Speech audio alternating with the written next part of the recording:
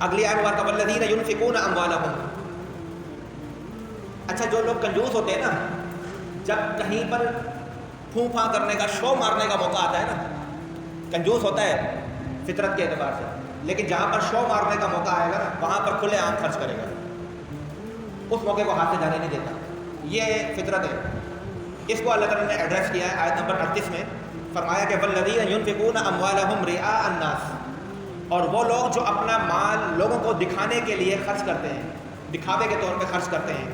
ولا یؤمنون باللہ ولا بالیوم الآخر، حقیقت میں نہ تو وہ اللہ پر ایمان رکھتے ہیں اور نہ یوم آخرت پر ایمان رکھتے ہیں.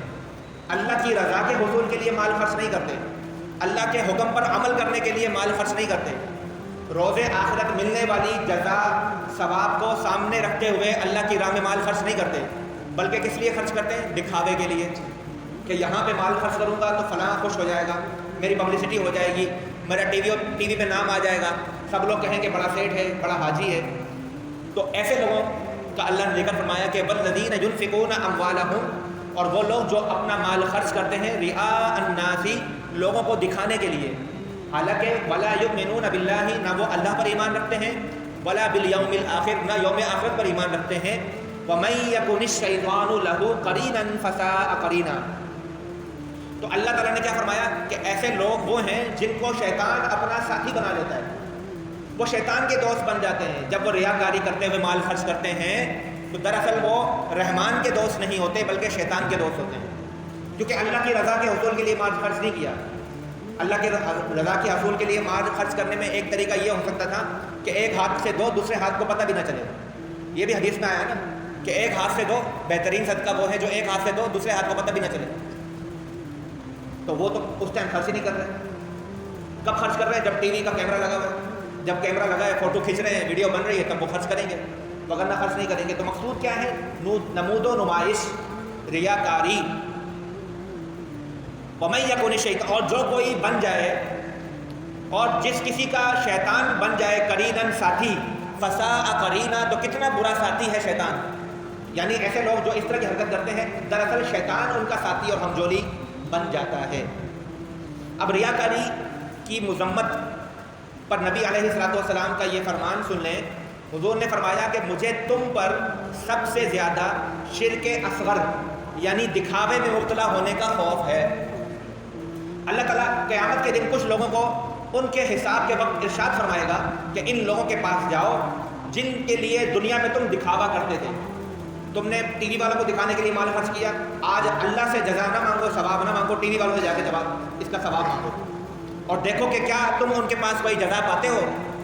یعنی جو جس کو دکھانے کے لیے جس نے جو عمل کیا، بروز حشر اللہ فرمائے گا اب مجھ سے ثواب کا تقاضا کیوں کر رہے ہو؟ جس کو دکھانے کے لیے کیا ہے اسی کے پاس جاؤ اور اسی سے ثواب لے لو. اور حضرت عبداللہ بن عباس سے روایت ہے، حضور نے فرمایا کہ بے شک جہنم میں ایک وادی ہے جس سے جہنم بھی روزانہ 400 مرتبہ پناہ مانگتی ہے. اللہ تعالیٰ نے یہ وادی امت محمدیہ صلی اللہ تعالیٰ علیہ وسلم کے ان ریاکاروں کے لیے تیار کی ہے جو قرآن کے حافظ ہیں، راہ خدا میں صدقہ کرنے والے ہیں، اللہ تعالیٰ کے گھر کے حاجی ہیں، راہ خدا میں جہاد کرنے والے ہیں، لیکن یہ سارے کام لوگوں کو دکھانے کے لیے کرتے ہیں. سارے کام لوگوں کو دکھانے کے لیے کرتے ہیں. ان کے لیے جہنم میں وہ وادی تیار کی ہے جس سے جہنم بھی ہر روز 400 مرتبہ پناہ مانگتی ہے.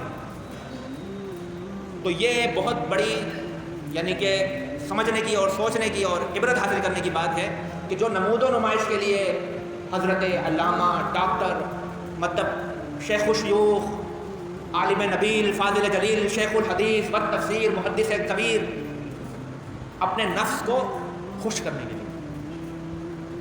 میں یہ نہیں کہتا کہ سارے ایسے ہوں گے، یقیناً 5 انگلیاں برابر نہیں ہیں. اور بعض اوقات ہمارے علماء نہیں کہتے کہ ہمارے اس طرح کے پوسٹر یا تصویریں یا اتنے القابات لگائے جائیں ہمیں بلاتے وقت یا ہمارے انویٹیشن میں، وہ تو محبت کرنے والے لگاتے ہیں.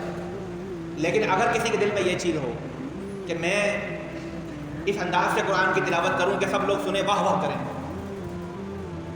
یا میں اتنی اچھی تقریر کروں کہ لوگ بس بولے او مولوی جڑا سی نا واہ، تو یہ جو چیز ہے نا یہ ریاکاری میں آتی ہے. اور حضور نے فرمایا کہ ایسے لوگوں کے عمل قبول نہیں ہوں گے. ہر عمل کے اندر اللہ کی رضا کا حصول اور اخلاص ہونا چاہیے. اگر دل میں یہ کیفیت پیدا نہیں ہوتی اور آپ کو مجمع کا تقاضا ہو کہ مجمع ہو تو میں بولوں یا تقریر کروں یا نعت پڑھوں، تو پھر جو ہے آپ کو سوچنے کی، اپنی تزکیہ کرنے کی ضرورت ہے، اپنے تزکیہ کرنے کی ضرورت ہے، اپنی اصلاح کرنے کی ضرورت ہے۔ اللہ کے لیے کرنا ہے، رسول اللہ کے فرمان پر عمل کرتے ہوئے کوئی کام کرنا ہے، نہ کہ لوگوں کو دکھانے کے لیے اور مجمع کے لیے۔ بات سمجھ میں آئی؟ اللہ تعالیٰ ہمیں ریاکاری سے محفوظ فرمائے۔